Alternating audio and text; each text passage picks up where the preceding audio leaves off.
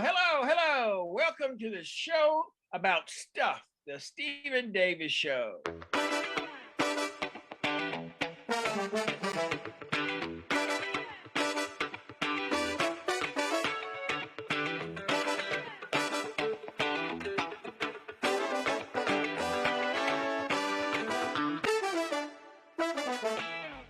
Welcome to a podcast show about stuff.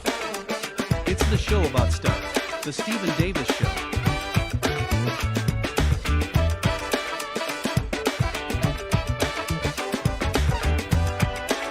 Here's your host, Stephen Davis. Hey, it's time for another episode of the show about stuff, the Stephen Davis Show. My guests today are two jazz giants, the first being vocalist Steve Cromity. His CD released is entitled All My Tomorrows. My other guest is not only a jazz drummer, but also a singer, dancer, pianist, and a percussionist. He hosts his own cable TV show here in New York entitled Cultural Spectrums and Jazz Pearls. And he's an author. Welcome to both of my guests. How are you all doing today? I'm doing great. Hey, I'm doing great as well, brother. But y'all looking great. I love that background. That's a snazzy background. Yes. That's a real star for you right there, brother. I always start off the show, and I say this over and over again because it's true, but I always start off the show by asking, I'm going to ask each of you, where did you come into the world at? Let's start with Steve. Where did you come into the world at, Steve? Oh, Kings County Hospital. Kings County Hospital. Yes, down there on, Brooklyn Avenue and Boston. Yes, in the 1945. Then as soon as I got here, we moved to Jefferson. We were probably already on Jefferson Avenue, Tompkins, because that was the only home I knew until I was about 19. And finally, I started working when my father died during that stretch of time when I was about 12, 13. And he was a great guy. He really showed me a lot of love that I was able to pass on to my two sons. And then we moved, my mother and I, to Sterling Place. And shortly after that, I got married. So I've been married my whole life, just about. Sterling and where? And Utica and Prospect. Okay. Actually, what's interesting is that I live right around the corner right now from where you grew up at in Jefferson and Tompkins. And I'm so proud of that area because, as you well know, they close off the streets on Sundays. They have all the vendors out there. The community is thriving. It's a beautiful thing. I remember back in my day, I told a guy one time, I said, I want to open up a dashery. I was young. I was 15, 16. I said, and the guys both looked at me, had dashery here? And they laughed at me. And it's plenty of small businesses owned by African Americans there with all kinds of great stuff. Yes, it is. It has a major resurgence in this area, in particular. Eric, where did you come into the world at? I was born in the middle of Harlem and raised up in Brooklyn, New York. So ready, willing, and What part of Harlem? What part of Harlem? Harlem Hospital, brother, and we came up on 118th Street and Madison Avenue. And I had a grandmother that lived on 115th and 5th at Lenox. Grandmother and grandfather. So I grew up partially there. Wow, a few blocks away. Yeah. So I was there as a little baby and then moved to Brooklyn, New York as a baby. I remember when I first started to walk. I remember myself as a baby. I used to be in the crib and I used to be looking at these things they had dangling over, and I'd be in the room and feel like I'm just waiting for somebody to come in there because they would leave me in there by myself. I remember one day when my dad came in and said, come on out here, come on out. And he was at one end of the floor. My mom was at another end of the floor. They said, go ahead. They used to call me Skeeter. Go ahead. And you walk to the other end. So I walked because I used to crawl every place, man. And then I remember crawling a lot in Harlem over the sister's house. Her name was Babadere. And she knew everybody. She knew all the gangsters in Harlem and all of that. And when my pops came up from South Carolina, he hooked up with her and found a place for us. And then my moms came up and that went down. Before I was 1 year old, we moved to Brooklyn. And then that's where everything started, from Brooklyn. What part of South Carolina did your father come up from? Now, he was from Manning, South Carolina. Oh, okay. Yeah. Mm-hmm. I know Manning, South Carolina. I Yeah. have a relative that was from we just about all of us came. Some point of our relatives came through South Carolina, because I think 90% of African Americans at that time came through the port of Charleston, South Carolina. Yes. Lots of heritage. And Go ahead.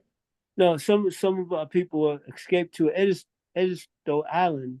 Yes. And we got relatives there in Edisto Islands, right off the coast of South Carolina.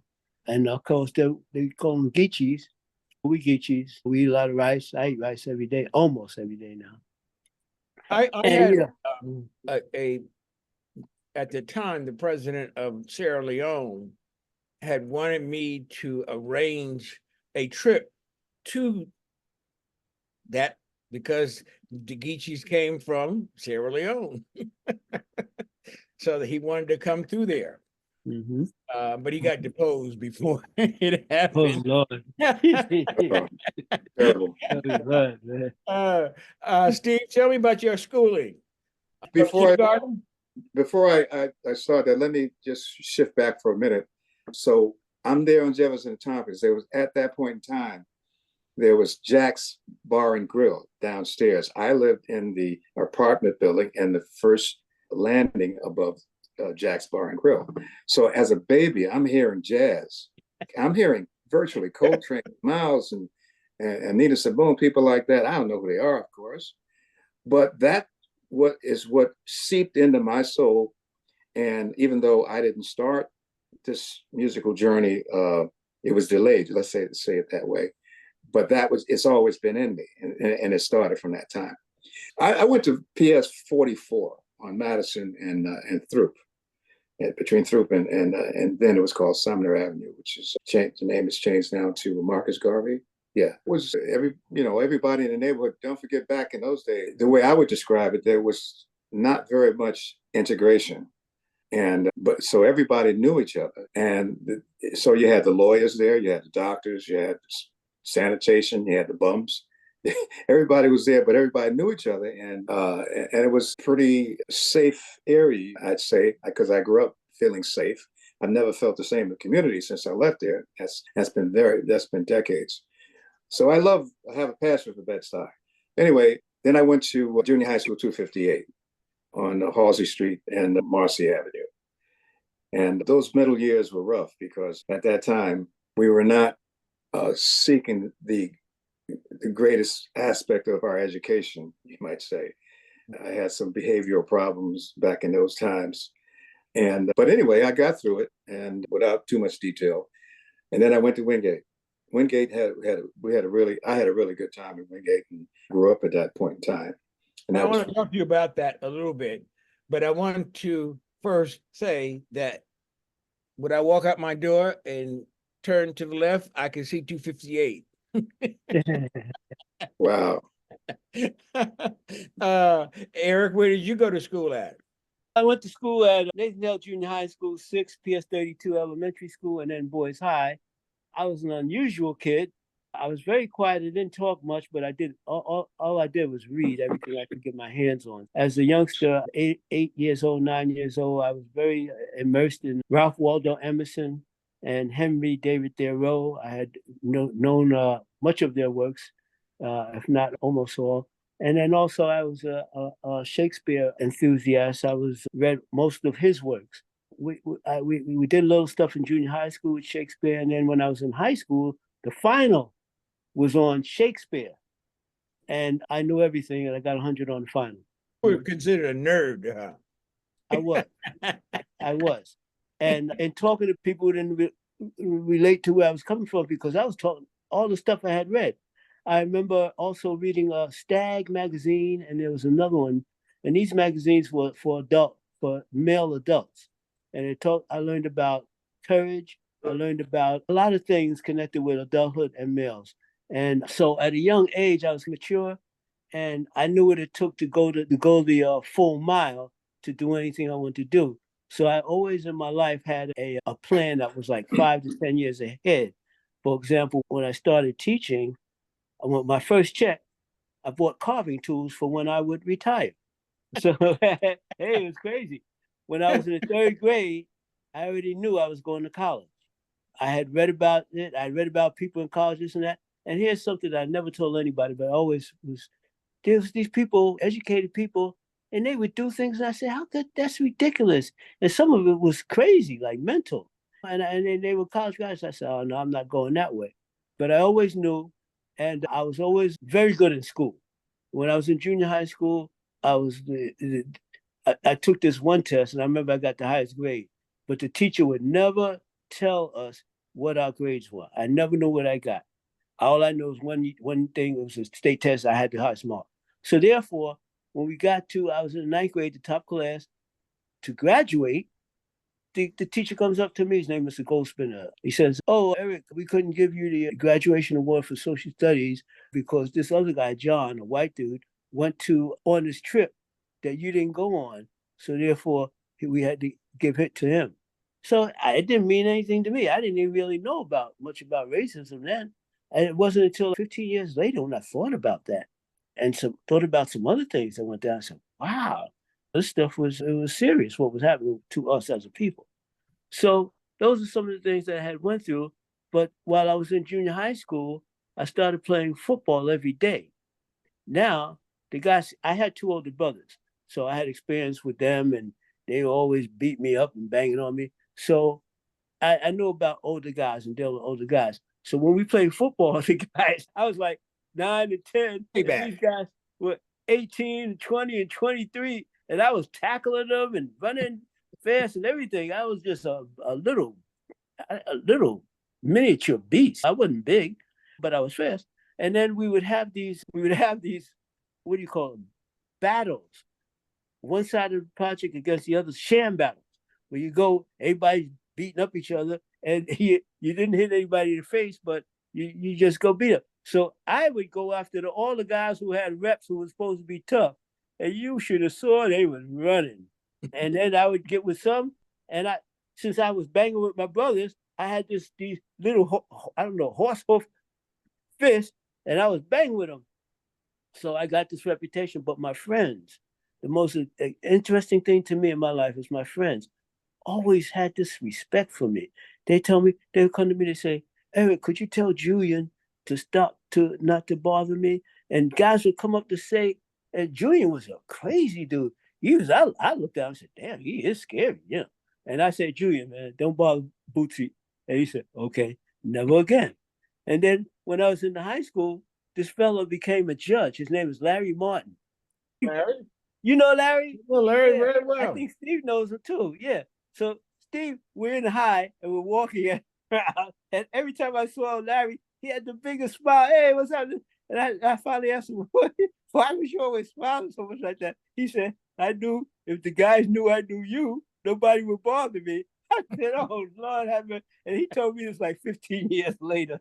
And then, so when I was in school, in high school, I used to be embarrassed to walk on the first floor, because when I walked on the first floor, the guys would crowd around me and say, Igor.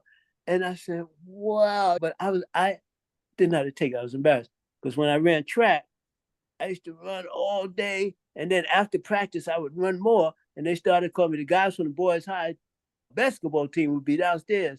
And they started calling me Larry Cheatham and another guy, Igor, while I was running. And so it went from the seniors to the juniors to sophomores. The young guys, when they came in, when I was seniors, now they were crowding around me. So I would try to avoid going on the first floor. And it was just very interesting growing up and having that kind of situation. And I try to look at things to see what were they seeing that I wasn't seeing, that they would look at me that way. And it was very interesting, but I don't want to talk too much. Okay, Steve, talk about your experiences at Wingate. First of all, because Wingate was more of a white populated school than Boys High, wasn't it? Oh, for sure. No question about it. When I went into Wingate, it had recently been integrated because it started out as a new school, and it was practically all white at that point in time. So when I got in there, we had a percentage, I don't know, 20%, 30%, nothing more than that. And so there was some friction, not a hell of a lot. There was friction between the whites in the school and us, having particularly been in their neighborhood.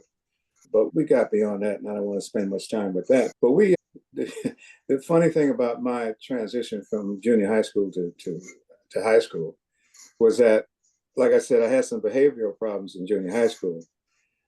When I got into junior high school, when I got into high school, they had put me in what's called modified classes. Now, I didn't know anything about it, but I looked at my report card or my class cards, and I said, what the hell is these M's doing all over on my report cards? Because I probably shared it with somebody else. And I found out it was modified. So they thought I wasn't worthy of anything as far as I was concerned. But I had pride. I had a lot of pride. When I found that out, I straightened up. I really did. And the really turning point of my early life was that Wingate played Morrison High School, a basketball game in Madison Square Garden. So I was still a little rowdy as a sophomore. So we went up there and we was fighting these guys from Mars. And a cop comes up behind me, punches me in the face, took me and some other guys down in the subway system, in the bathroom. And ultimately, it took us to, I don't know where it was now, but it was a night court, and put me and 20 other guys in a cell that was no bigger than somebody's small living room. And somebody regurgitated in there. That was not a pleasant position to be in. Let me tell you something. And I was 17 then. I ain't been back since. I ain't never been back to nobody's jail or even police station for anything. So that was the awakening. And then when I came back, I got a B+ average, got out of all the M classes, the modified classes, every one of them. Because my parents, man, my father couldn't actually read. He was a house painter. He died when I was 12 or 13, as I said before. Gave me a lot of love. And my mother probably went to the 8th grade, something like that. So they weren't educated people. They couldn't help me. That's one of the reasons why I wasn't that great in school, because I didn't have any help. But having gone through that, this is what I want to say. So they told me, both my mother and father, they said, look, I'm closer to them. We want you to be somebody, all right? And that's all they used to say. We don't know what to tell you to be, but be somebody. So the one thing I can hang my head on, I don't know what it is, but I am somebody. And I did accomplish that on their behalf. So my father used to tell me, if you're going to be a bum, be the best bum out. So it was wonderful growing up. One other thing I want to point out, when I was growing up, there was the United Action Little League that Bertram Baker, the first Black politician, started. And he lived on Jefferson. Yes, he lived on Jefferson and through. His grandson wrote a book about it. Yep. That was Ronald. Ron Howell. Yes, Ron Howell. That's right. So anyway, they started this Little League Pony League Association. They were all politicians. They were judges, the first judges in Brooklyn. But they started this for the kids, and I was included. And I was about 8 years old when I started, and I continued there to about 12. And that was a great period for learning sportsmanship, learn sense of community, seeing Black men in positive leadership roles. I always wanted to do that myself later on, but my life just didn't go that way. But that was a great time. Right. Now, Eric, you told us your experiences at Boys High and how you ruled Boys High. I didn't rule. No, there's too many great cats. Too many great cats. I was really like, but people are coming to you and say, "Can you protect me?" Oh yeah, but that was years later. That was when I was before I even got to high school. They always say your reputation precedes yourself. So by the time you got to Boys High, they knew who was coming in. Now transition. You went from Boys High to college, right? Yes. No, I went from Boys High to Wall Street. You went to Wall Street. Yeah, I worked on Wall Street as an export documentary examiner. Okay. We examined the bills of lading, which was the paperwork contracts for international trade. And we would be able to make calls all around the country, and people would send us gifts from all over the globe. And I made history there working on Wall Street because I was the first one. In order for them to complete their work, export documentaries, you had exports and imports. They would need the paperwork. They would need the actual contracts, and the actual contracts from all those transactions around were filed in the cabinets, hundreds of cabinets there in the buildings, offices. As I was an entry-level worker, so I had to go around and find the documents that they needed. And some of them, they could never find the documents, so they would be sitting on the thing. Goods would be sitting on in the ships for months, 21 days and stuff like that. So I was able to find every document because of my memory. I could remember numbers. These numbers were like about 8 or 9 digits, and I remember 149, 022, 149. All the 149s, those were like South Vietnam.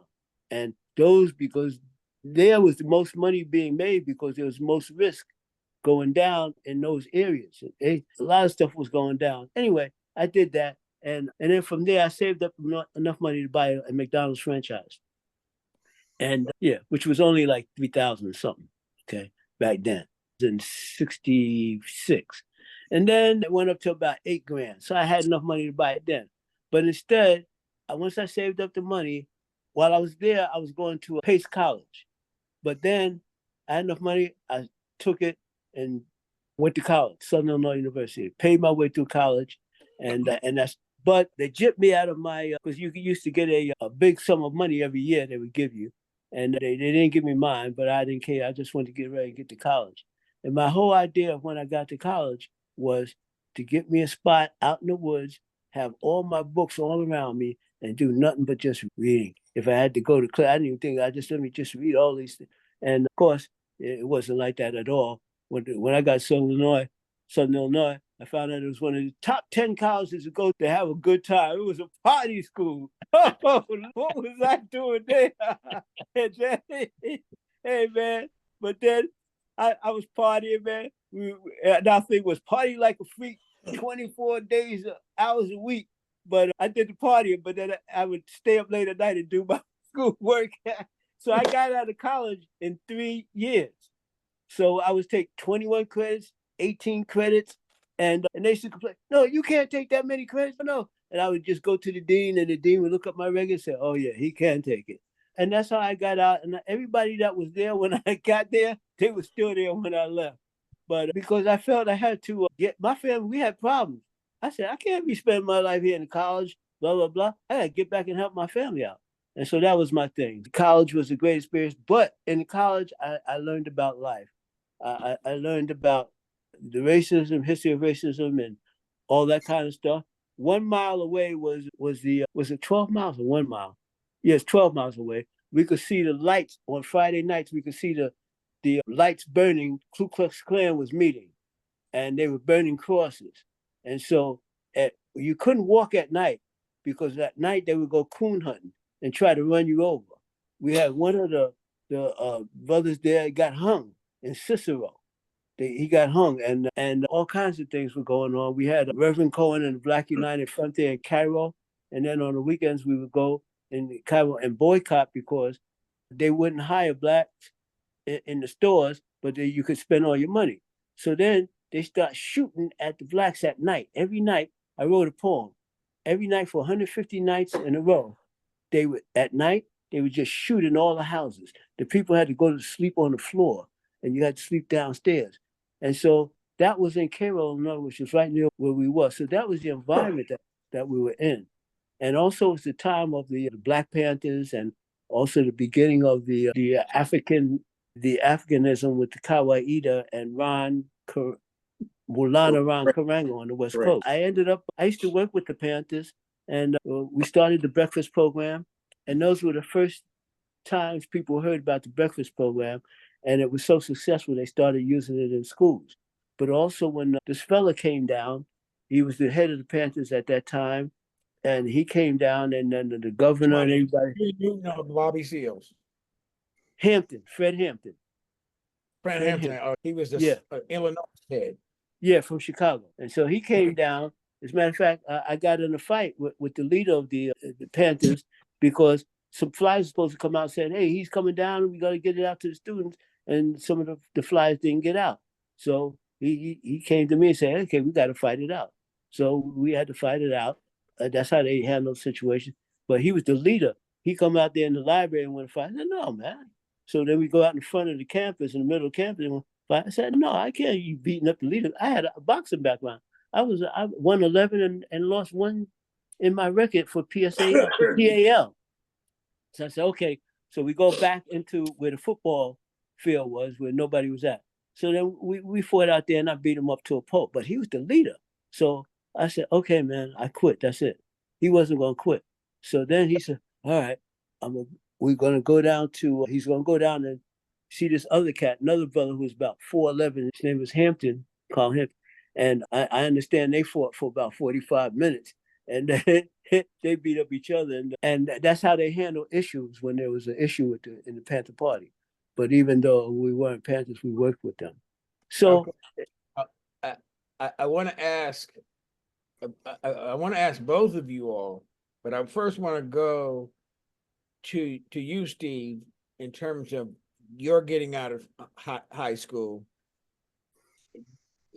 I want included in that, did y'all, because that was the time during the Vietnam War, how did you all go to the Army or the militaries, or how were you able to not go to the military services at that time?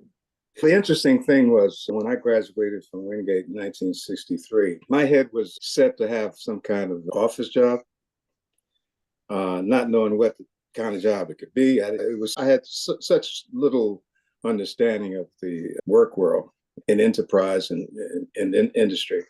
My first 2 jobs were, I think I worked at Nedick's.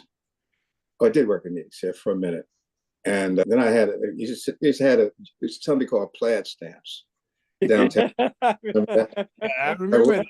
I went there too. But the interesting thing was that, again, I'm 17, and I go to these places, and then I get another job working at a pharmacy for a minute. And I go over these places with a suit and tie on. I'm expecting to keep these things on. I didn't know, because most of the people I knew worked in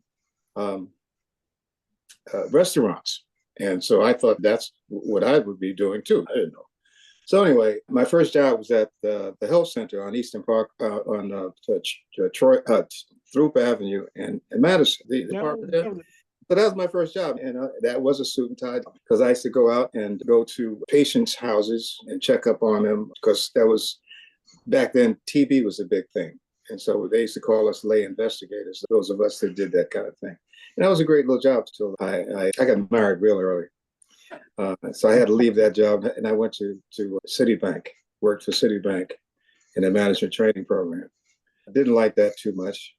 And then I came back out, and because I had, like you said, this is around 68 now. Now, around this time, things are really volatile. We are feeling our oats. We're talking revolution, and some of us are angry, not even know why, but something has been aroused in us, and we can't totally identify it. But and that was a very volatile period. I know myself, I didn't know whether it was because of my personal situation, having gotten married early. When you get married early, you think, oh, then you get married, you don't know nothing. So anyway, but my marriage lasted. I've been married for 58 years. And I got 2 great sons and 5 great. What is your wife's name? Letty, L-E-T-T-I. Yeah. We want to acknowledge Liddy on this broadcast. Okay. Yeah. So it all worked out, although it's still a work in progress. Anyway, Wingate was a great time, as I said, and the transition from that period, there was a lot of. It took a while to. Oh, maybe what I should say is that in my early 20s, about 20 years old, I heard. Now this goes back to the musical part. I hope I'm not jumping up too fast. I heard Eddie Jefferson when I was 20. Eddie Jefferson is the godfather of vocalist, taking jazz composition and putting words to that by the instrumental soloist. And I said, man, that's what I want to do. But I was already married, so I couldn't even. No, I wasn't married at that point, but I got married right shortly after that. And so it wasn't until 35 years later that I jumped out and when I was 55. And so I've been singing now for 20 years. Well, a little bit more than that, but the first part of it was just learning, because you're totally green. There's so many elements to performing, pitch, playing with instrumentalists, leading a band, so many different things. So it takes a while, unless you're a Aretha Franklin, but with somebody who Eric just, Frazier. huh? Unless you're Eric Frazier. Yeah, Eric is very unique.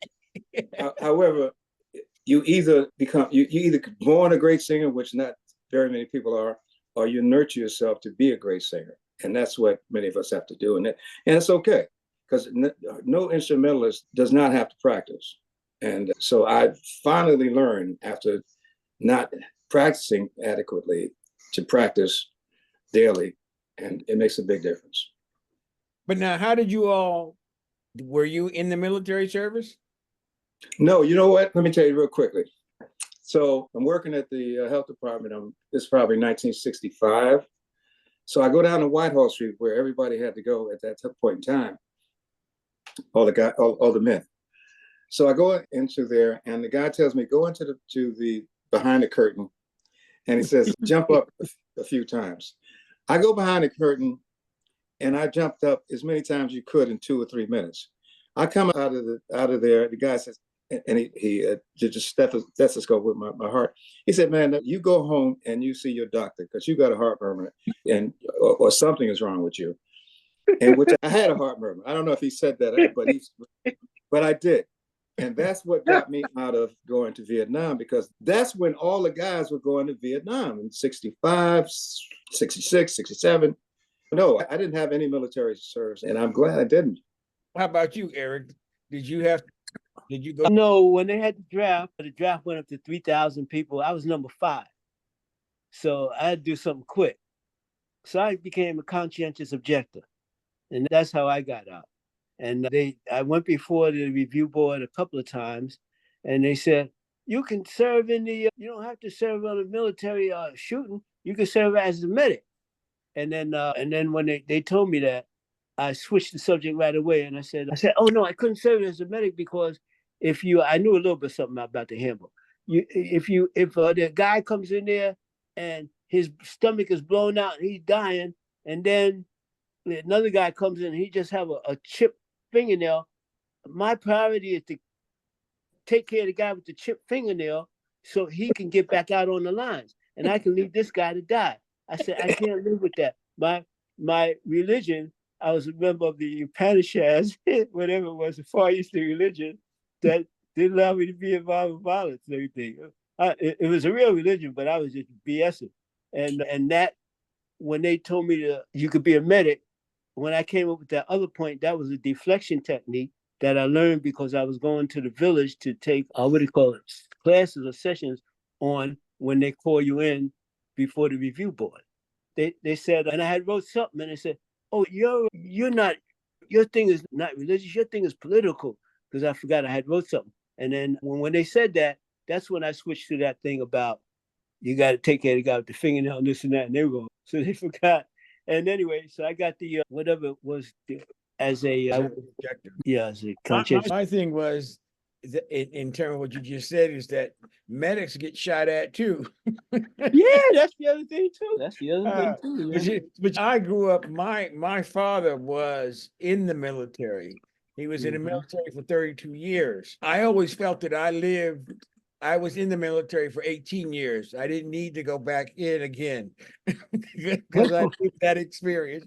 And as you said before, the only thing that they were doing at that time is you get out of high school, you go down to Fort Jackson, and then they send you to Vietnam, particularly people of color, because right to the front lines, man. Was a war of color for them. Eric, you go to Illinois. First of all, you're still on Wall Street. How did you make when did you make the transition, and how did you make the transition to go to Illinois from being on Wall Street? I was looking at different schools, and I used to work from 9 in the morning to 9 at night. I was saving my money. I was always a good saver, and I kept amassing thousands of dollars. And I knew I was going to school. I already knew. Remember, since in third grade, I knew I was going to college, and this was my way of doing it because I couldn't. My parents didn't have the money, so I did it myself. And by the way, I was a middle child, so we had 8 kids, and so the oldest got the attention and the youngest got the attention. I didn't get as much attention from my parents. So I was independent, and I had to make my own way. My parents never had to tell me about doing good in school, anything like that. I was just always self-motivated because I don't know. I had older brothers and I saw what they did. And I saw the older cats around, what was happening. And I just said I was just going to do the best. So that's how that went. And so it was all about trying to be, remember, I had read everything. My mom she was like an idol to me because she had her own library, bunches of books. I don't know, hundreds of books, and she read every book in the library, and they were novels and stuff like that. And I said, I'm gonna have my own library, but all the books in my library are gonna be books that I can learn from. And what I learned from her library was I learned about poetry.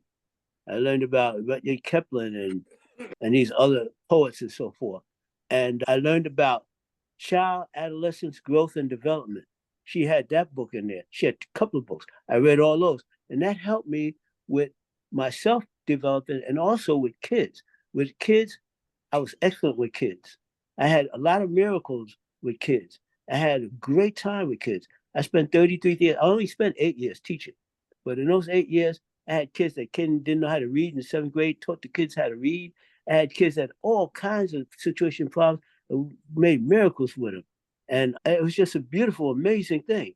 And it was because I learned about growth and development of people and what's important to people. And it helped me with my interactions all through. And when later on, I became a principal of schools, 3 different schools. And one of the first school I went to, I was there for a good amount of time. I trained the teachers from being non-com in there, reading newspapers with their feet up on the desk and the kids doing anything they want, to professionals. I trained them, got them into a professional activity, and then I had to change my student characteristics, and then I had to impact my parents. With the parents, I did sessions with the parents. If there was some parents used to come in drinking liquor on their best, cursing me out, and I would have them, they couldn't stay within 500 feet of the school. And if there's parents who had kids who were just tearing up the school and they were doing this, I would report the parents to the whatever agency it was there that these are unsupervised kids. And all the parents knew that's what I was doing. But so anything I wanted, they did. The school went beautifully. Every day I turned the whole school around. But what happened was that I was a nice person. They knew I was nice, but I smiled all the time because smiling around people's support. Smiled all the time. I had personal interaction. But if anything wasn't going down like it was supposed to, I got on the case. And so the school ran like it was supposed to run. And so the reading went up high. I had some kids whose reading went up 3 years and 1 year. I had a kid who couldn't speak English. He learned how to speak English because when I was teaching, I had the Spanish-speaking kids sit with the non-Spanish-speaking kids, and they would interpret what I taught, and the other people learned. And one of my tunes on one of my recordings was called Epifanio. It's the first CD that I made, and I forgot the name of the tune, but it's after Epifanio, who was the kid that came smiling every day, and he smiled and he said, "Oh, Bueno Gente," that's the name of the tune. He said, "Bueno Gente." He would say it every day and smile, and I was doing my work. And then finally, I asked the girl next to him, who was interpreting for him, what was he saying? He comes, he smiles, said, "Bueno Gente," every day he does his work. He said, "That means good people, Mr. Frazier. You good people." And I said, "Oh, everybody laughed. I laughed. We all laughed." And then we just went. And Epifanio was the kid whose reading went up 3 years and 1 year. And everybody else's went up about a year, maybe a year or two. But this kid, he was so happy he was learning English and learning his reading and science. So, that was one of the things that happened. Okay, Steve, you were working How did you make the transition to school? When did you make the transition to go into? Clearly, I wasn't going anywhere with those jobs. If I had stayed with Chase, perhaps I could have gone to school then. But anyway, I started working for Restoration Corporation. That was at the beginning of Restorations Corporations. And I had a job there, and I was an instructor. They had a project that lasted a couple of years, funded for a couple of years to do a survey of the needs of the community. So I was one of the survey instructors. And so we hired youth, they hired the youth, and we instructed the youth how to go out to ring on people's doors and solicit the information that the survey was all about: housing, economics, education. Those things were part of the questionnaires. Anyway, I did that, but because at that point in time, I really didn't want to be dealing with in a corporate structure, because my heart was in the community, and I wanted to have some kind of community-related job, and that was sufficient at that time. But hey, again, I had a family. I had to do something more. So I said, okay, I got to go back to school. Oh, before that, I did that. I actually ran this program called Project Action in Ocean Hill, Brownsville, that I managed to get funded. And we hired young people to be in part of the program. And at that time, we took them on trips, try to expand their territory and their knowledge, and took them to museums and things of that nature at Ballpark. It was a summer program. But that's when I went back to school. I went to Fordham. And that was probably 1970.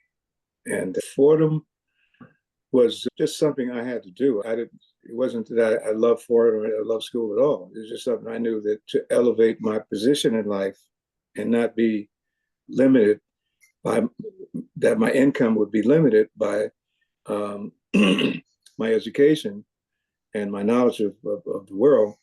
That's why I went back to school. Now, it's funny.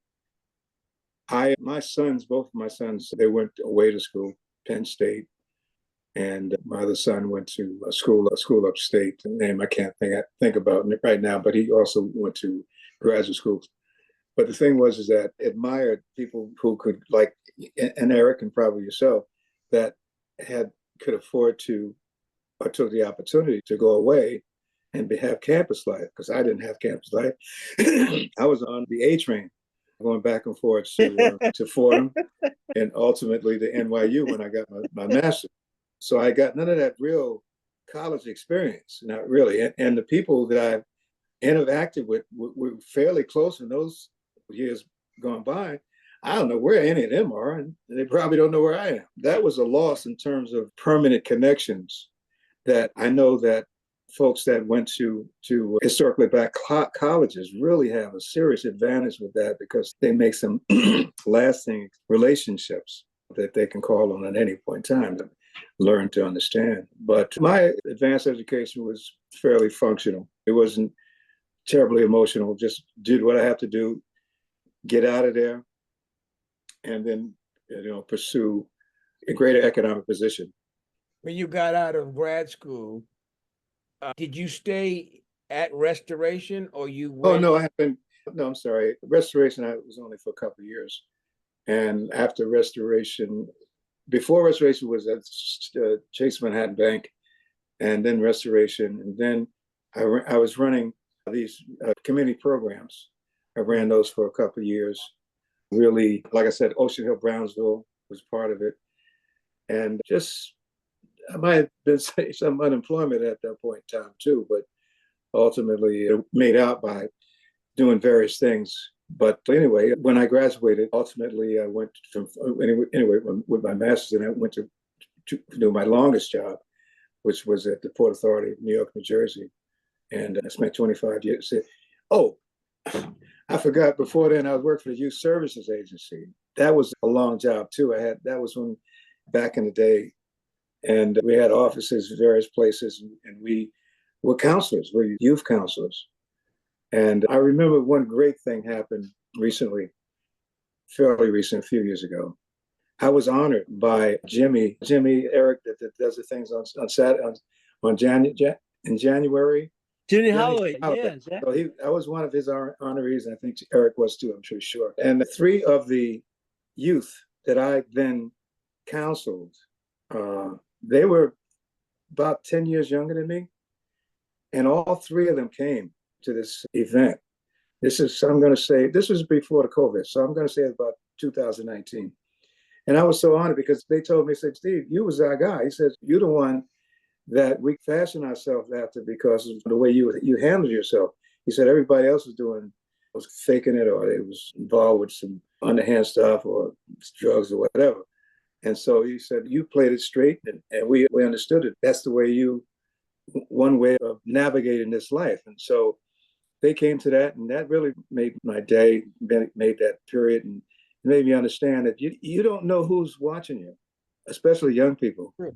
And if you give them a good face, if you give them a good example, not because you're faking it, but because you're doing all you know to do, because there's a lot of traps out. I don't have to say, there's a lot of traps out here, and we can succumb to them if we allow ourselves to. So I didn't, thank God. And like I said, when that cop hit me in my face, that was it. I said, I ain't gonna have no life because somebody hit me, and I can't hit him back. I'm leading up to you all, both of you all's musical life, but there are some important interplay that needs to be brought out. You finally got to the fact that you were at the Port Authority, which I was waiting for you to get to, because on that tragic day of 9/11, you were working for the Port Authority, right? Yes, I was on the 73rd floor. You were on the 73rd floor. Well, tell us about that experience. I came in early that day. I had one of my favorite jobs at the time. I was a manager of what was that called at that time? This is 16, 17 years ago. Manager of construction compliance. And so I came in, I was to the deputy engineer's office. I had to get a program signed off. So he's sitting at his desk. I'm standing there and we're talking because I'm just going to let him sign this thing and I'm going to get out of there. So it's like 8:45 in the morning. And I looked out the window. It was a beautiful day. I saw the Statue of Liberty because this is a trade center and it's right there at the waterfront. It's a great day. Next thing I know, boom. So it shook me. I'm standing up. It shook me, almost knocked me off my feet. And I see debris, fire and debris coming from the upper floors. This guy gets up, walks past me and goes out the door. I said, oh, I know where this is going to. I thought this was going to stop me from falling or something. So he knows what to do. So he goes, and everybody, because this occurred before in 1993 when they bombed from underneath the trade center. So a lot of those people knew that's the time to get out of there. So that's what folks was doing. And so I got on that bandwagon right quick. And so we all start going down the stairwells from the 73rd floor. Now, that's in case you don't know, there's no windows, so you don't know what's going on. So we go down to the floor, the ground floor, finally. Now, there's some people panicking all the way. It's a fearful situation. And the interesting thing is that I stopped 3 times to ask people if they needed help. I didn't know how serious the thing. I didn't know I was in such a dire situation. One guy says, "Okay, I got it," because she was a woman who was very rotund. She was very heavy, and he was, and her knee was giving way. So he tried. I got it. I help her. So I kept going. So another time, I asked one of the senior managers who was directing traffic. I said, "You need any help?" He said, "No, keep going." And a third time. Anyway, I'm glad that none of them told me you need any help. That yes, I need some help. So anyway, so I get down to the ground floor, and I see the big sign that tells you where everything to go. If you remember the Trade Center, they have those revolving doors there. and the kiosk, and it's bent in half, and it's water all over the ground, all over the floor. I said, what the hell? Never again knowing that people are jumping out the windows and stuff like that. So I get out downstairs. I'm downstairs now, and they say, keep going. So we keep going. And here's a funny thing. This is really tragically stupid. But I'm going through the door, through the revolving doors, and I got my good shoes on here, and I pick up my pants a little bit here, try not to mess up my stuff. A young man behind me, he says, "Sir, would you keep going faster?" Something like that. Would you move your ass? That's really what he wanted to say. And I'm indignant. I'm moving. I'm going. Man, when I got outside, I looked up at the Trade Center, and both buildings were on fire way at the top. I said, man, this is going to take a long time to be repaired. Little did I know, I got 1 block away on Day Street and Broadway, and the first building came down. That was 2 World Trade Center. That was the South World Trade Center, the one that got hit second. It comes down. So we're running. You cannot outrun all this massive debris and soot, papers, and all kinds of stuff that this building material is made out of, and everything else in the building is also in that devastation. So this stuff is all over you. Fortunately, I had a handkerchief, put it over my face, but I'm covered with this. Everybody's covered. So we make it over to Brooklyn Bridge, and we ultimately get across the way. And by the way, there was somebody I meant to mention whose name just popped right out of my head. Reggie McBain. I don't know if you ever remember him. Reggie McBain was one of the court officers, because they had cops, all kinds of various cops was helping out. He was down there, and we said, "Hey, Steve," I hadn't seen him. He said, "Hey, what's up?" He said, "Keep going." Of course, yeah, man, I'll do that. And he's deceased. He's deceased now. He's not any longer alive. He was with me with the Little League back in the day. I mentioned before, and he was also one of the head court officers at that time. Anyway, we managed to get across the Brooklyn Bridge. I'm on the other side, and incidentally, I didn't commandeer, but I forced this guy to take me and these other 2 people that was with me in the car to get us to the other side rather than us walk. And he was kind enough to do that. So I got out, and I met 2 other people I knew on the other side. They weren't involved in the stuff that I was just mentioning. And we're sitting there talking, just trying to gather ourselves. They didn't have any of this stuff all over them like I did. And lo and behold, the other building comes down. And you hear the cries. God almighty, geez, it's just awful. And I was very lucky thereafter, not to go into any more detail, but I got home, and perhaps a couple of hours, somebody took me home, said they were going out to Long Island. And it was that time I got in my driveway, and I just let go.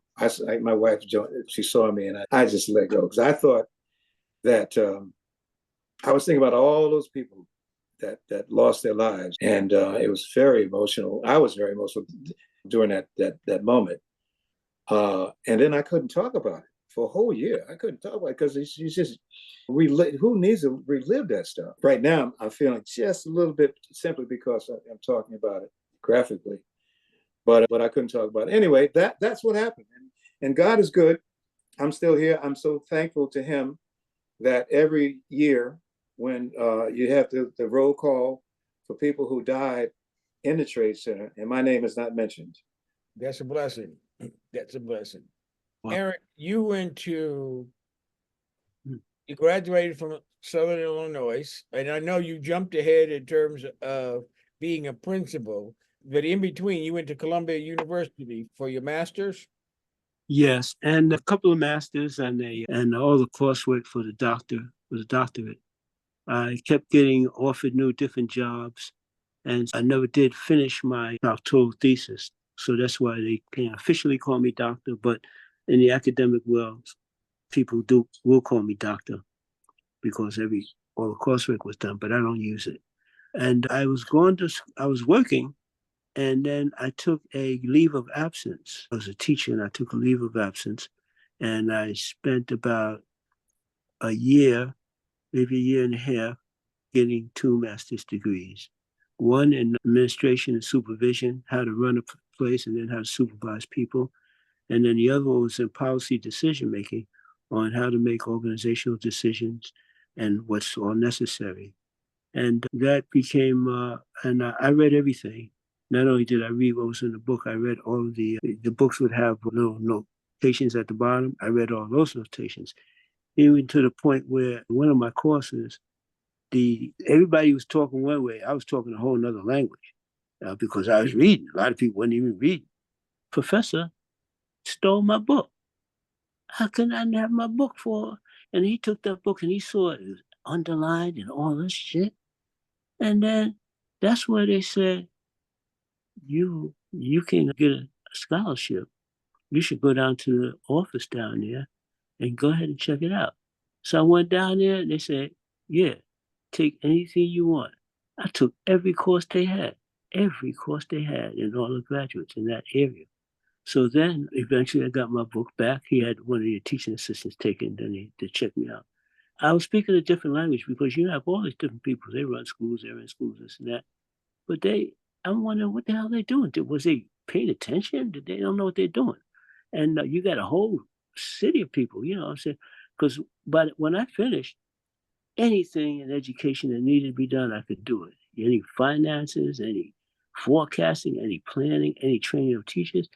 And that is so I got back and then I became assistant principal for about over 10 years. So, I would say maybe about altogether, maybe 13.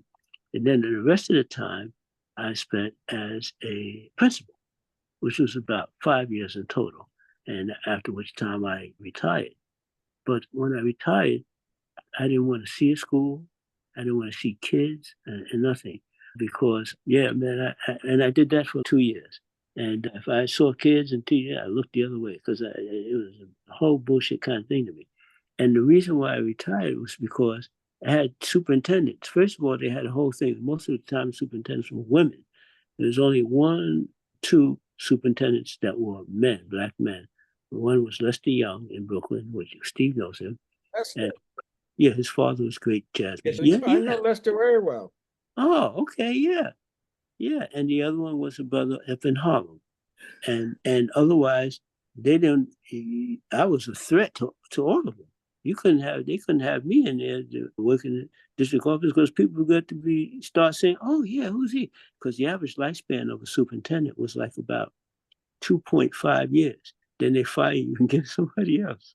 So these superintendents during that time, their whole thing was to not have anybody looking good. And so my battery is about to close out. And I said, no, I got to get out of here because if I keep working here, I'll get sick. You working for people who know less than me, making these ridiculous decisions. And so I left to preserve my health and to start my new life. And after about 2 years, I got heavy into the music thing. And then I ended up writing a book on how to do education. Okay, now, first of all, one of my friends was the board president when Lester was the superintendent, Chris Owens. Yeah, I know Chris. Yeah, Chris was the young fella. Yeah, and the other one was in District 5 up in Harlem that you were talking about. Yeah. Okay, this is more of a going towards the close because I want to give you all a chance to talk about music. How did you transition into full-time music? And give me your philosophies of music. Steve? I had a birthday party and I wanted to have a piano player come over. I hired a piano player and he started playing something that I knew. This is a fellow, Eric, he died early, Enoch. Oh, yeah. Yeah, Enoch. I can't remember his last name right now, but he came over, he played. So Slaughter, something. Yeah, not Slaughter. No, Payne, yeah. Payne. Slaughter was a baseball player. Yeah, man. No, yeah. There was another Slaughter too. That was a singer. He passed too. But so Enoch Payne came over and he played, and he started playing something. Actually, before then, the guy had to tune up my piano because the piano was just sitting here for a long time. And so he tuned it, a piano tuner came up and tuned it. So as he was tuning it, I started singing something. We just happened to be singing something. Then when Enos came over that night, there was a song that he started playing that I knew a little of it. I didn't know the whole song, and I just started singing. I had my guest there, and that was the beginning. And I couldn't even sing the whole damn song, but I said, oh, but that was actually the baptism. So after that, I started engaging. He started helping me learn the craft some, but that was short-lived because he passed and within a year or two. And so then I actually started going to this guy's basement, this white guy's basement. He was a piano player, and he had these other guys come down there, and they were not great musicians, but nobody was that great. I wasn't great. And that was just the beginning, because you really, with singing, not everybody, but you got to be able to hold a tune. That's the beginning. That's number one. But beyond that, it's a lot more stuff. Pitch, rhythm, just how to play with musicians, all these kind of things. So anyway, that was the beginning, and that took me. I was doing that for a few years. That was like boot camp, really. And then finally in 2000, but my wife's nephew helped me out a lot, Eric White, and he is a great saxophone player. And when I was ready to make a CD, I started feeling my oats, and I said, Eric, look, I think I sound as good as some of those people I hear on WBGO. He assembled himself, Rodney Kendrick, and some other. As a matter of fact, Emmanuel Harrow, also, who plays with Greg Porter, was on my original CD. And a bass player, Joe, I can't remember Joe's first name right now. But he assembled those guys, and I made this CD. And that was the beginning.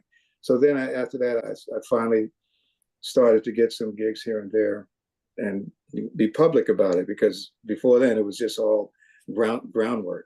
But moving ahead, and not to spend too much detail, I ultimately made the record that you asked about, All My Tomorrows.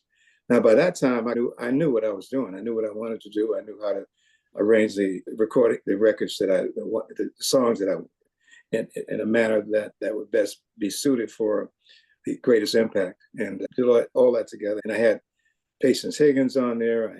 I had what you call Kenyatta Beasley was on there.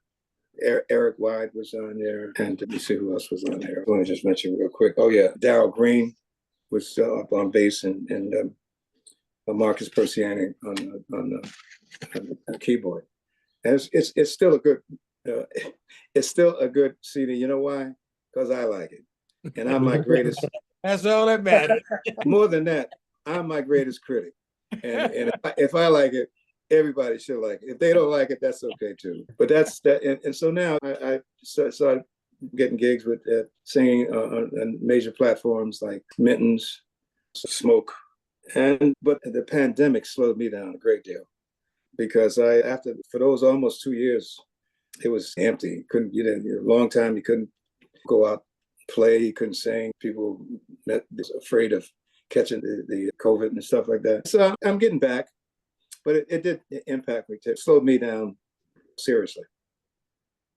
Okay, Eric, how did you make the transition? Or were you performing while you were doing? You must be Jamaican. All those got more than 3 jobs. One job, you lazy coconut. I got 3 jobs. I'm a manager. I'm a 3-star running. I'm a coconut man. I started, man. I was playing this African dance group down in college, and then everybody got paid. I don't know what they got paid. They might have got some big money, but I said, hey, man, I don't want my check. Let me just have that conga drum. And the guy said, oh, yeah, take it. He was happy to give me that drum. I said, damn, he's really too happy, but I'm happy. So I got the drum, and we were doing, I was in the Q house. I was a big Sapphire cat. And when we had parties every weekend, I was playing, and I sit in the corner and play my conga drum. So next thing I know, I was out of school. 3 years, I'm out of there. I took the drum, and I went and started playing in New York. And the first person I played with was Bob Cunningham, and a famous bass player. And we would go all around the village, you go everywhere, just him on his bass and me on my conga drum. And we do sing everything. So then after that, I began to do a few gigs at different places around town. And next thing you know, I was playing here and there. And I said, there's some people, I see these famous cats, but then there's some, and they playing every now and then, once in a while. But I see some people, they be playing all the time for years. And they making more money than these famous cats with putting all their gigs together. I said, I want to be like that. And eventually that's how it got, that I was playing everywhere. And it got to the point where I didn't have to call around for gigs anymore. People would call me. And I even stopped playing in like the jazz spots and start playing for organizations. Cause you get more money playing for organizations. So I said, look, organizations we knew. You got all these fraternity organizations, you got all different kinds of organizations. And I would just hook up with them. And that's how my gig started. I did play at one place for about 7 or 8 years. That was called Rustic, where we used to do, Steve used to come down and sing. We had open mics and so forth there. And but I played in, where did I play? It's across the street where Frank Sinatra used to hang out, Rainbow Room. I played in the Rainbow Room. I played in Madison Square Garden. I played in Birdland. I played at to the jazz clubs that we know right now. And you name it, I was there. And then all these other jazz festivals. But then some of the cats that I played with include Danny Mixon. He's the cat that I recorded with most. He's on about 3 or 4 of my albums. He used to be married to Betty Carter, and he's great in his own right. And he was at a point when I met him, he wasn't really doing well. Matter of fact, I went to see him and he was playing and nobody was there. I said, what? He was a diamond in the rough. And I knew, I said, come on with me, man. But we started playing it. Then next thing I know, yeah, I said, hey, we got this gig. He said, oh, no, I can't come. I got a gig. Everybody started pulling him and because they heard Danny Mixon. I said, damn. So Danny Mixon got back on speed and he's back. He got into the big time, left me out here. But he always tells me he's so grateful. And just a couple of weeks ago, he just told me that because Danny's not doing too well right now. But I appreciate that he remembers and knows and he says it. And then the cats, a lot of the famous cats, Pharoah Sanders. I played with Pharoah Sanders a couple of times. And even one time we played was just, I was playing the conga drums and he was playing he had a flute. And he was sitting across the room. He came in over there. He had to play that night, but he came over there while me and him sitting there for about an hour playing and so forth. And then we got other cats that I play with, but it's been all good. The experiences of playing it with all these great players. I can't remember all of them. So I got about 125. No, I'm sorry. I got about 140 something compositions out there right now, and it's all over the world. And the main thing I got out of it was the idea of managing people, because I've never been a sideman. I've always been a band leader. So that has been very helpful to me in terms of being able to promote my music and get it out there for people, and also having the spirit and feelings of people of what they like to hear when they listen to music. You have a new album out. What's it called? It's called not in the same place, but it's That Place, featuring the return of the Panther Woman. I just got a call today that I've been looking for someone to do the Panther Woman for a video, and I've actually been looking for a couple of years. And I've even had people come in and try out for it, but they weren't what I wanted.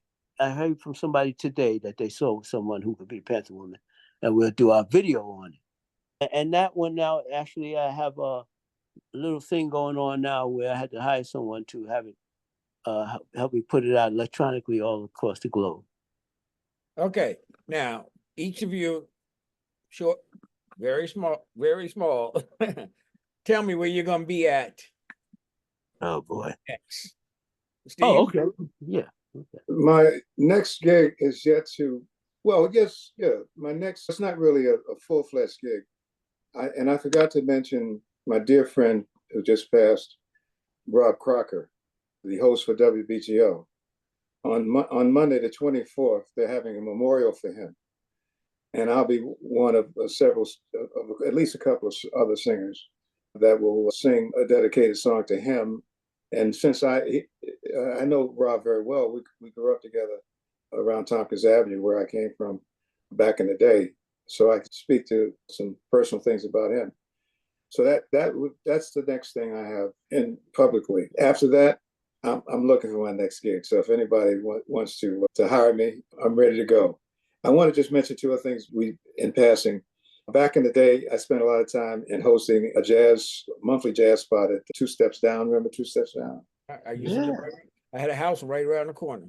Yeah, for many years, and then I did the same thing for a few years at Milk River on Atlantic Avenue, which now is defunct because it just whatever reason it's What not was easy. the name of it again? Milk River. It's on Atlantic. It was on Atlantic Avenue between Washington and the next block down. Okay. And I also had a Jazz Vespers monthly jazz program at my church, First Baptist of Crown Heights, which I'm trying to restore now, but the paperwork is bare. I don't know if I can, just for reimbursement with the city. So we'll see how that goes. But anyway, I'm looking for my next job, guys. Help me out. And Eric, where are you going to be at? Okay, tomorrow I'll be at the Bensonhurst Rehabilitation Center. I'll be playing the African drums in honor of the Juneteenth celebration. And these will be people who are basically elderly people who are into rehab. And I do that for them. And then that's tomorrow, which is Wednesday. Then Wednesday evening, I do sound for concerts. So I'll be doing the sound for a concert there that Brother M2 does M2 Jazz every Wednesday out in Harlem. And there'll be this famous singer that's singing there. I couldn't recall who it is. And then Thursday, which is the day after tomorrow, I'll be playing at the Black Spectrum Theater from 7:30 to 9:30, something like that. And that's going on. And then the next day after that, I'll be playing somewhere else. So it's about 4 days in a row I'll be playing. And but those are the first three right there. By the way, Steve, the memorial for Rob Crocker is at St. Peter's Church on Lexington Avenue in Manhattan. Okay, St. Peter's. I'm trying to remember. It wasn't Donny Hathaway's that they had a memorial when he died. There was somebody at St. Peter's, I remember, back in the 70s. Yeah. St. Peter's was a host of many. Yes, many. But this was one just specifically I remember. Yeah. Again, thank you all. Thank you all. I think that this has been a wonderful journey. It gives people a dimension of you all, not just as jazz singers or jazz players, but as people that have had other careers. And I think that's important, particularly for our young folk to understand that sometimes you need to make sure that you have a backup just in case it don't work out the way that you think the music is going to work out. And you all are examples of that. And I do thank you for being on my broadcast today. That's it for the show about stuff, the Stephen Davis Show. Thank you for tuning in, and we'll see you next week.